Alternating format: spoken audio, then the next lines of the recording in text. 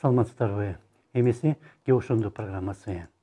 Бүгүн сот кызматкерлеринин күнү. Аларча резиденциясында болуп өткөн жолугушууга президент Садыр Жапаров да катышып сөз сүйлөдү. Майрам күнү айтылбаш керек эле, бирок айтууга туура келип жатат. Өлкөнүн сот системасынын кадыры болуп көрбөгөндө ылдый түштү жана аны саздан алып чыгуу үчүн баарыбыздын биргелешкен аракетибиз керек, деди Жапаров. Албетте, таза жана чынчыл деле соттор бар. Мүмкүн алар көпчүлүктү да түзөт, бирок алардын бузулуп бараткан системаны оңдоого алы жетпейт.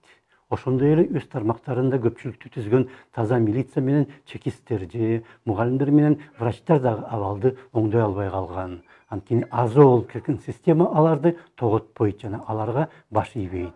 Бул жерде катуу жана хирургиялык чаралар керек сыяктуу.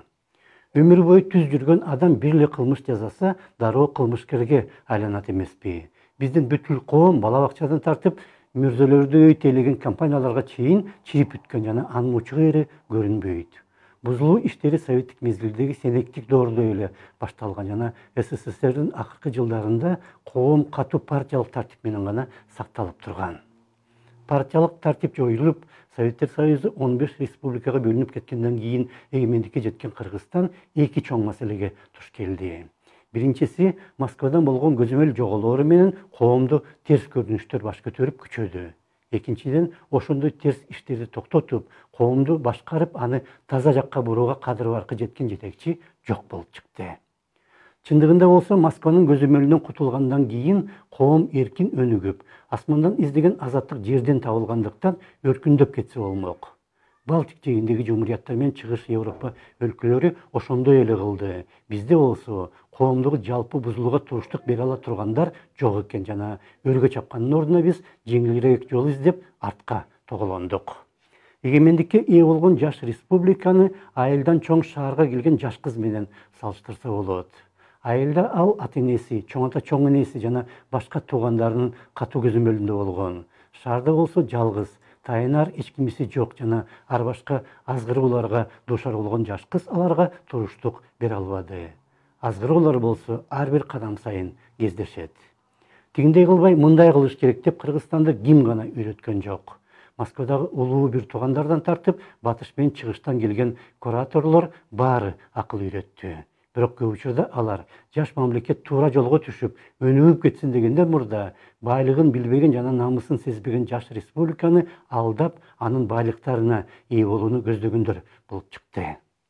Бузулган адамды болсо алдаш оңоюраак. Ошондуктан четтен келгендер кээде бизди атайылап буздуу деп да ойлоп кетесиң. Бирок башка катмаларга караганда соттордо өзгөчө жоопкерчилик.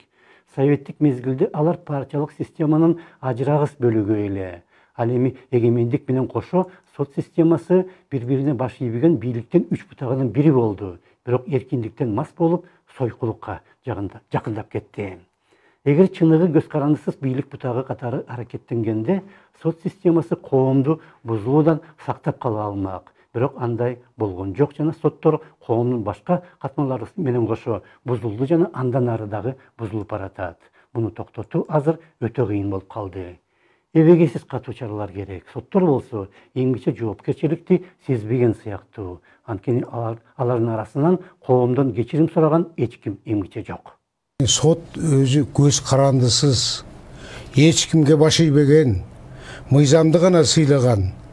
Башкы мыйзабыз конституцияны туу көтөрүп, ошого гана баш ийген сот болсо, ошондо сот болот эле. Эми сот реформасы деп айтылат сөз жүзүндө. Анда фактически болгон жок да. Чындыгында болгон жок. Толук кандуу болгон жок. Соттор канчалык бузулганын жогорку соттун төрайымына каршы кылмыш иши ачылганы эле көрсөтүп турат. Ошондо саламатта калыңыздар.